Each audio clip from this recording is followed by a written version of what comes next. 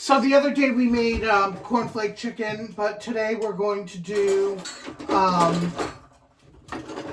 fried chicken, fried in oil. So I have parchment paper, or you can use saran wrap, and I took a chicken breast and I cut it into 3 pieces about this size, for a large chicken breast, just hammer it down. For a large chicken breast, you can oftentimes get 4 pieces. But anyway, you want this pretty thin. We're making thin little cutlets. They cook better and they come out better. And then I have flour, which I put paprika, rotisserie chicken seasoning, and salt and pepper. And then I'm going to go ahead and dip it in the egg. And the same thing with the breadcrumbs. I'll show you after I clean my hands what breadcrumbs I used. It's the Jillian's gluten-free. I got the Italian ones and really press it in to get a lot of the seasoning on it. The only thing I added the same spices to the breadcrumbs, except in addition I added cayenne. Sorry, I can't think today. I have a brain injury, so you probably all know that by now. Now to test your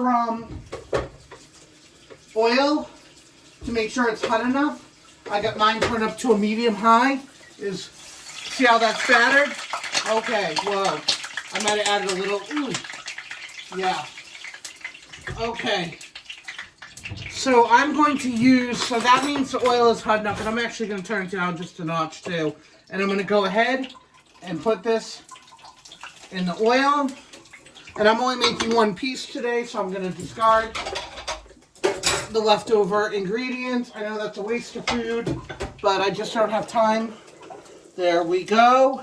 There it is, frying up. And you want to brown it on one side.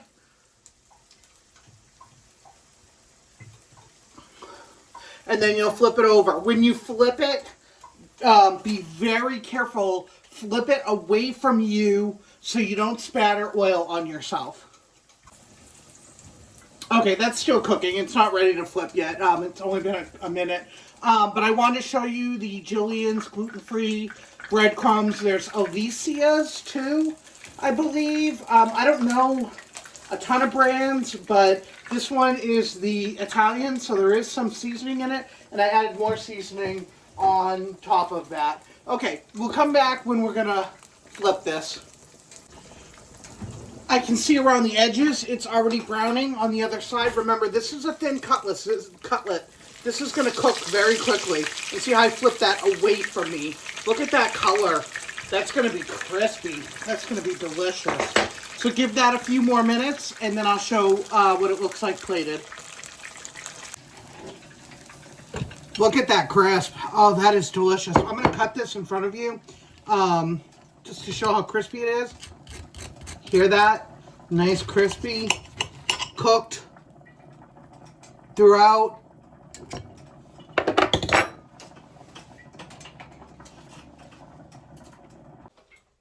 I'm sick of rice. I'm sick of French fries. I've made that a million times. So what I'm going to do is I made some jovial bow tie pastas.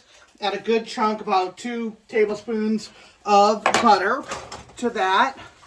Now, I have a gluten-free adobo that is safe for me. They say most adobo is gluten-free, but what I want to say to you is I'm going to season this with adobo.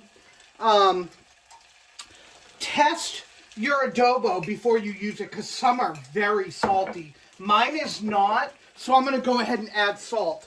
But if you get a salty one and then you add salt to that, boy, you're going to just ruin your pasta.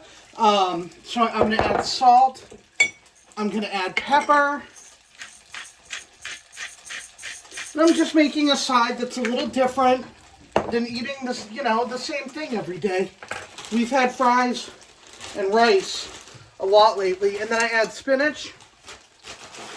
That's just frozen chopped spinach. and I stir that all in. The spinach is what takes the longest to cook. Melt that butter and stir this. This is so simple, but so delicious. And kids love pasta. I don't know if they like all the seasoning, but you can always just do just salt and pepper and no adobo. And no spinach. They're not going to like the spinach. I used to babysit a lot.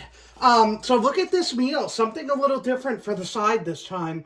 And very simple. I also want to add that if you have buffalo sauce or you want these buffalo style or any other style, you can toss them after you cook them. So get creative with this.